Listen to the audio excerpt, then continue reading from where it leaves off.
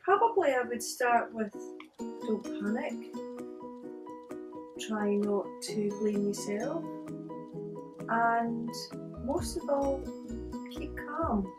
Because if your child, you're talking about a teenager, right? Yeah. If your teenager is feeling under the weather and quite low, the last thing you need is for you to be stressy with them. Let's say stay calm. And then I would recommend doing some research, do some reading around. Is it depression? Is it anxiety? Is it something else? Because teenage years, there's a lot going on hormonally, so it's difficult to assess what is going on when teenagers are changing quite a lot. Anyway, particularly boys. I would say boys are particularly vulnerable to feeling fragile emotionally at that time. So I'd say yes, do some reading around the subject on the internet, maybe speak to your GP. Chances are there maybe have been somebody in the family had experience of depression at some point, so maybe worth speaking to them. Getting some help. There's a website called Mind, which is terribly helpful for parents and anybody who's coming in contact with some young person that feels vulnerable. Perhaps consider making an appointment with a GP with your young person. Obviously, they've got to agree to want to go to see a GP, and sometimes that's not very easy because if they're in a bad place, they may not want to go and speak to somebody. I think the main thing is to keep the communication channels open between you, because they need to be able to talk to you, or at least feel able to talk to you, and that's the real key to supporting a young person. As a parent, it's tough. It is tough. It's your own child who's having difficulty, and that's very difficult for a parent to recognise that there may be a problem and to do something about it. So yeah, that's the advice I would give to begin with. Well, you've got the GP, you've got numerous helpful websites, and you just really need to make sure that they're proper websites and they're not adverts for something else. Plenty of information out there. It's a really good book called The Black Dog. I think that's more for children, but it's certainly some place to start.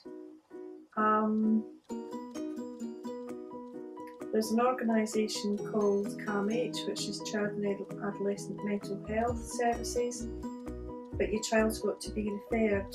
Now, as a young person, they'll be at school, so school probably will have picked up that they're struggling a bit, so contact your school's head of year. They might have a student support department. Contact them and find out if they've got worries. Reach out to where your child is at school. And when you also with a teenager, it's really quite helpful if you speak to your son or daughter first before you contact school. It's a really good practice to involve them as much as possible. This is about them, and they may have something that they'd rather you contact at school to speak to. There's the school nurse. They usually have a drop-in service, so it may be worth speaking to the school nurse to find out whether your son or daughter has contacted them at a drop-in. It is confidential, but they should be able to at least keep an eye out, and they'll be able to give you some advice on where to go and what to do next. Relationship with their parents. The most important thing is that the child doesn't feel that they have to keep it all to themselves. So it may be that the child should try and find an opportunity to sit quietly with either their mother or father. Usually they'll get on better with one than the other for that sort of thing. and to talk about how they're feeling. And they shouldn't be put off if their parents aren't receptive to start with. Quite often the parent may well see it as bad behaviour or being awkward, and so it's important that the child takes the opportunity, the young person takes the opportunity to explain how they're feeling. It will often come out in terms of how the parent will notice that the behaviour of the child or young person has changed. So things that have normally been not a problem suddenly become an issue. And it's those circumstances where hopefully the parent will ask questions. And it's important that the child, the young person, finds a space to talk. Now, in many circumstances, it's somebody outside of the parents who you first have that conversation with. A young person probably doesn't have a chance to speak to a doctor without parents being there, but they may be able to speak to a grandparent, a close friend, or even a teacher at school. But it's important and the advice to young people is that it will only get worse if you don't find somebody to talk about it.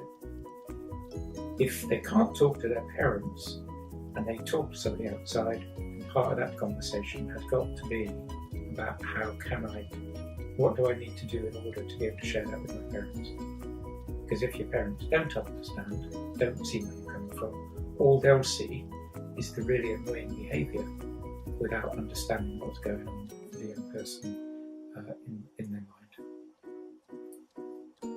So that's a few thoughts, but as I said, it's very individual, and it's also very difficult for the parent, but it's absolutely critical that there's a conversation that takes place.